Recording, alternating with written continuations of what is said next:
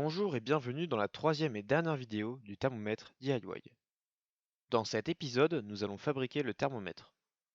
Nous aurons donc besoin d'une breadboard, de la carte Arduino Nano programmable, de l'écran LCD, du capteur DHT22, de 7 fils type mâle-femelle et un fil type mâle-mâle, d'une LED et de sa résistance, le connecteur pile 9V, une pile 9V qui n'est pas fournie dans le kit, et le câble de programmation de la carte. Nous allons commencer par câbler le DHT22. Pour cela, prenez 3 fils. Un sera l'alimentation, un autre sera la masse, et le dernier sera les données. L'alimentation est notée VCC sur le capteur, la masse est notée GND, et les données sont la broche DAT. Branchez ensuite vos fils comme ceci sur la breadboard. Le VCC va sur la broche 5V, le GND va sur la broche GND, et le fil de données va sur la broche D8. Branchez ensuite votre Arduino à votre ordinateur. Nous allons maintenant passer à la programmation du capteur DHT22. Avant même de commencer, il nous faut inclure une bibliothèque. Elle est disponible en téléchargement en cliquant sur le lien dans la description. Elle s'appelle DHT Sensor Library. Lorsque vous l'aurez téléchargée, il faudra l'extraire pour en faire un dossier et non un fichier zip. Pour cela, faites un clic droit dessus et cliquez sur Extraire ici. Suivez ensuite la vidéo pour voir comment l'inclure.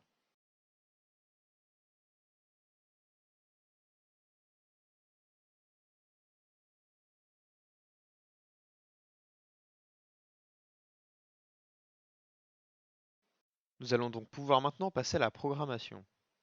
Commencez par inclure la bibliothèque en écrivant cette première ligne.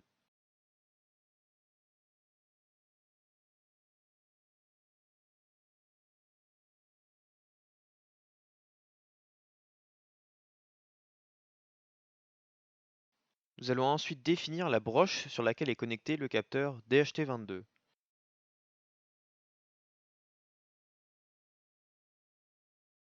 Il faut ensuite définir le type de capteur car cette bibliothèque prend en charge d'autres capteurs.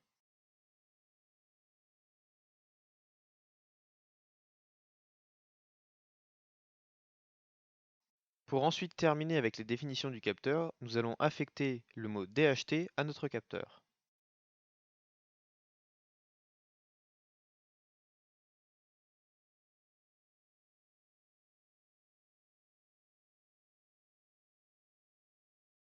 Nous allons ensuite créer deux variables, temp et hum, qui permettront de stocker les valeurs relevées par le DHT.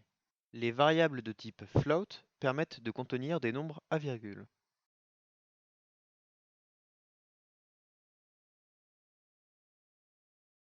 Pour observer les mesures du DHT, nous allons avoir besoin du moniteur de série.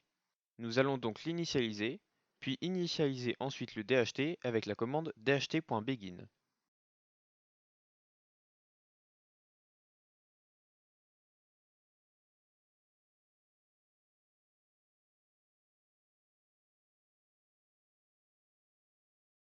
Dans la fonction loop, nous allons stocker les valeurs relevées par le DHT. On commence donc par la température, en affectant la lecture à la variable temp. Pour lire la température, il suffit d'utiliser la commande dht.readTemperature.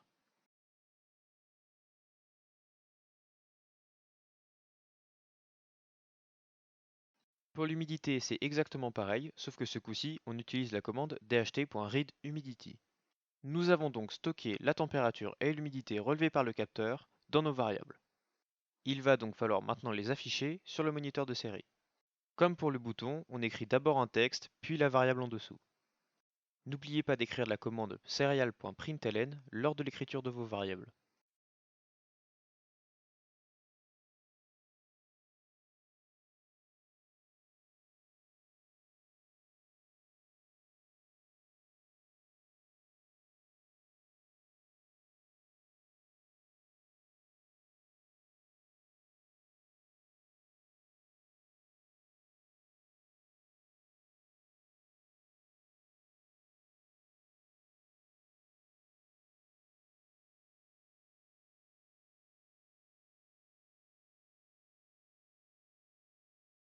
On ajoute à la fin un délai de 200 millisecondes et vous pouvez téléverser.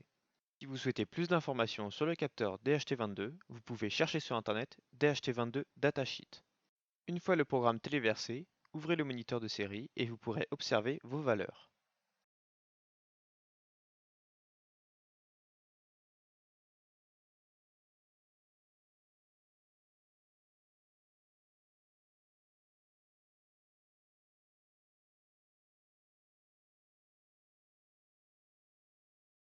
Après avoir programmé le DHT, nous allons passer à l'écran LCD. Cet écran est contrôlable avec le bus I2C. L'I2C est une méthode de communication entre les composants en électronique. Si vous souhaitez vous renseigner sur cette méthode, tapez I2C sur Internet. Il y a deux choses importantes à savoir avant de commencer le câblage de l'écran. Tout d'abord, vous pouvez observer un potentiomètre à côté des broches. Ce potentiomètre sert à régler le contraste de l'écran. Vous pourrez le régler à la fin du premier programme. La deuxième chose à savoir concerne le cavalier sous l'inscription LED. Vérifiez qu'il est bien connecté, sinon votre rétroéclairage ne s'allumera pas. Nous pouvons maintenant passer au câblage. Commencez par brancher deux fils sur la masse et l'alimentation, GND et VCC. Branchez ensuite deux autres fils sur SDA et SCL qui sont les deux broches du bus I2C. Branchez ensuite vos fils comme ceci sur la platine. Le GND de l'écran se branche sur le GND de la carte, le VCC se branche sur le 5 volts, le SDA se branche sur la broche A4 et le SCL sur la broche A5. Lorsque vous avez branché votre carte à votre ordinateur, nous pouvons passer à la programmation. Comme pour le DHT, nous allons avoir besoin d'inclure une nouvelle bibliothèque. Celle-ci va nous permettre de gérer l'écran en I2C. Suivez les instructions de la vidéo pour savoir comment l'installer. Comme pour le capteur DHT, pensez à extraire le fichier zip. La bibliothèque s'appelle Arduino Liquid Crystal I2C. Une fois qu'elle est installée, nous pouvons démarrer la programmation. Ici, nous allons avoir besoin de deux bibliothèques. La bibliothèque Wire est déjà inclue dans le logiciel. Il faut l'initialiser dans le programme afin d'inclure le protocole I2C sur la carte. Et la seconde bibliothèque, Liquid Crystal I2C, va nous permettre de gérer l'écran.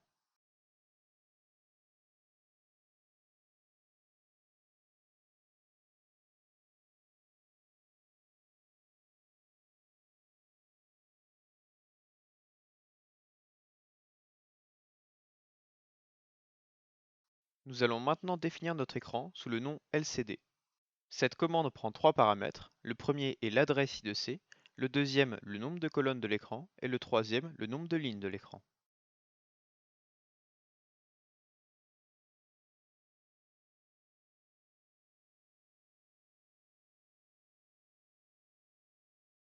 Maintenant, dans la fonction Setup, initialisez l'écran avec la commande lcd.init.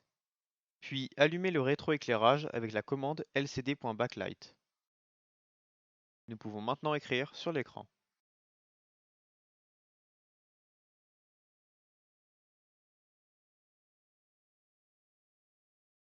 La commande lcd.setCursor nous permet de définir là où se place le curseur afin de commencer l'écriture. Cette commande prend deux paramètres, le premier est la colonne et le deuxième est la ligne d'écriture. En entrant les paramètres 00, on écrit donc sur la première ligne à partir du début de l'écran.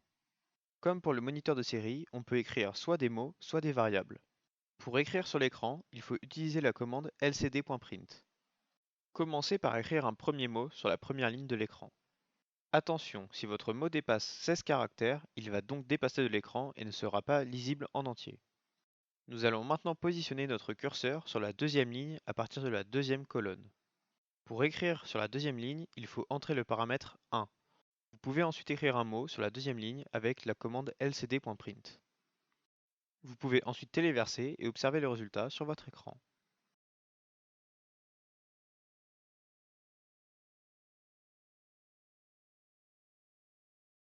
Maintenant que nous avons vu comment programmer les deux modules à part, nous allons pouvoir les réunir. Normalement, votre écran est toujours branché sur la platine.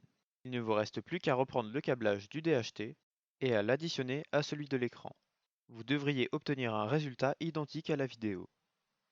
Une fois que vous avez branché votre carte à votre ordinateur, nous pouvons démarrer. Commencez par copier l'entièreté du programme du DHT dans une nouvelle fenêtre. Nous allons maintenant devoir ajouter les bouts du programme du LCD. Commencez par écrire les deux bibliothèques en dessous de celle du DHT.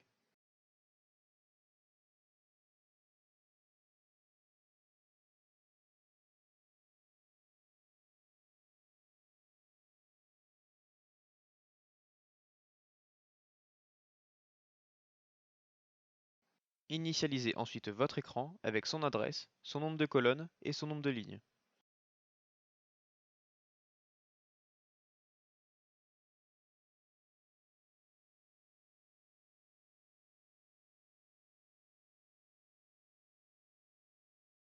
Nous n'aurons plus besoin du moniteur de série, vous pouvez supprimer son initialisation.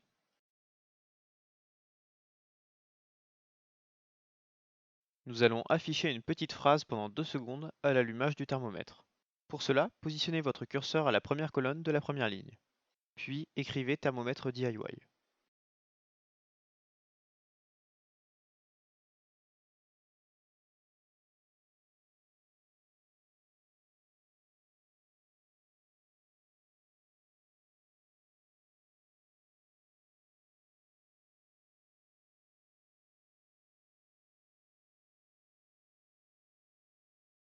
Et en dessous, nous pouvons rajouter le temps de 2 secondes.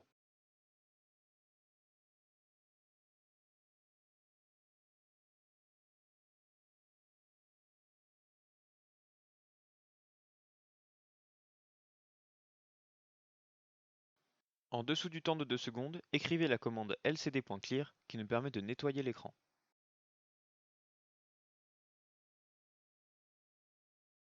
N'oubliez pas d'initialiser votre écran et son rétroéclairage juste en dessous de l'initialisation du DHT.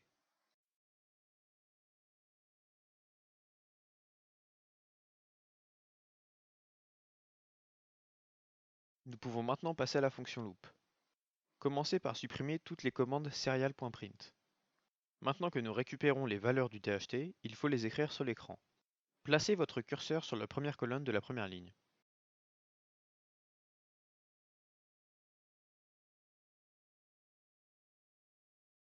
Puis, suivez les instructions dans la vidéo pour savoir comment écrire les valeurs sur l'écran LCD. N'oubliez pas, lorsque vous écrivez avec des guillemets, vous écrivez un texte, mais lorsque vous écrivez sans guillemets, vous écrivez une variable.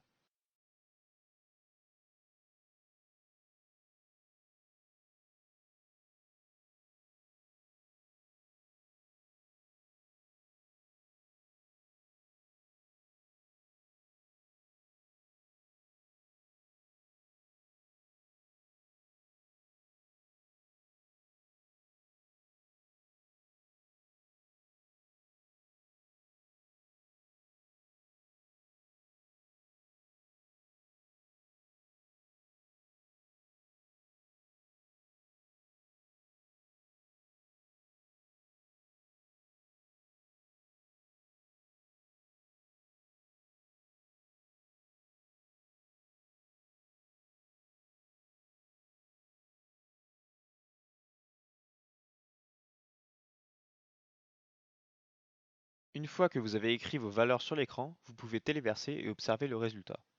Vous pouvez remarquer que derrière les valeurs notées sur l'écran, il n'y a pas l'unité.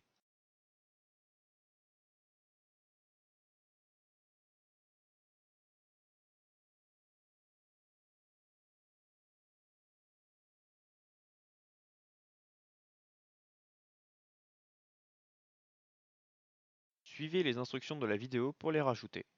Concernant l'unité degrés Celsius, le petit rond devant le C n'est pas pris en charge par l'écran. Nous allons donc le remplacer par une étoile.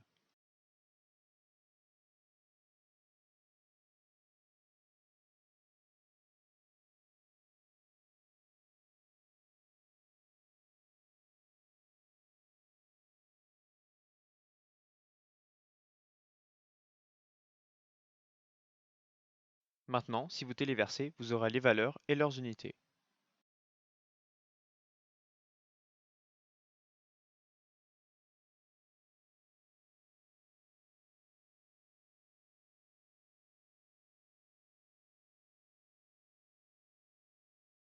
Afin de combiner toutes les connaissances vues sur le projet du thermomètre, nous allons rajouter une LED. Cette LED indiquera que le thermomètre est allumé. Voilà pourquoi je vous ai précisé au début de laisser une ligne sur la breadboard. Branchez votre LED à cheval entre les deux colonnes de la breadboard. Branchez ensuite à la cathode de la LED une résistance qui se connectera au GND. Tandis que sur l'anode de la LED, vous brancherez un fil qui se connectera à la broche D2. Normalement, vous devriez obtenir le même résultat que sur la vidéo. Maintenant que le câblage est terminé, nous pouvons passer à la programmation de cette LED. Rien de très compliqué concernant la programmation. Comme d'habitude, nous allons initialiser une variable en entier qui sera broche LED et sera égale à 2.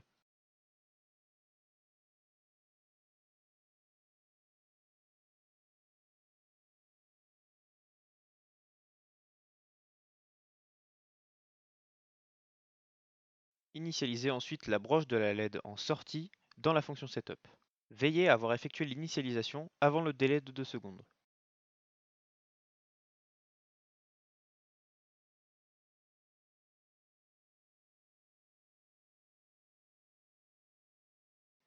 Comme l'on souhaite que la LED soit allumée tant que le thermomètre est allumé, nous allons donc lui dire de s'allumer dans la fonction setup.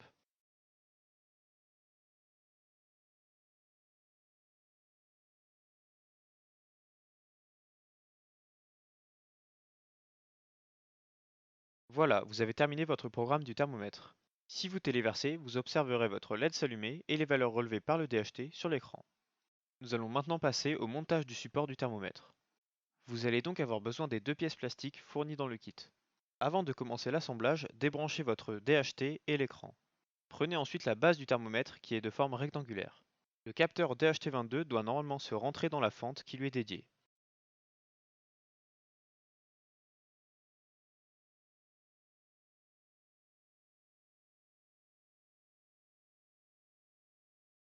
Rentrez ensuite l'écran dans la glissière du support par la droite.